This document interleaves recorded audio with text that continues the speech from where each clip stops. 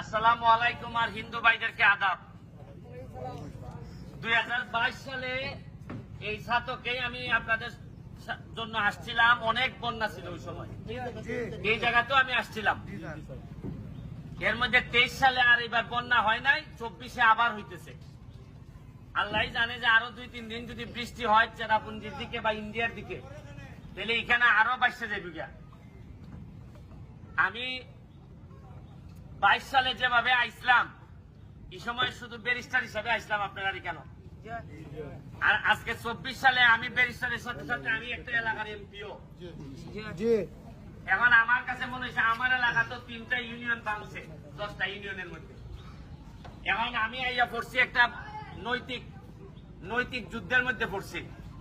একদিকে আমার এলাকার মানুষে কয় যে তুমি তোমারে ভোট দিছি, তুমি আমার এলাকাতে হয়ে যাও। আবার আপনারা যদি এখানে না আইতে মানুষে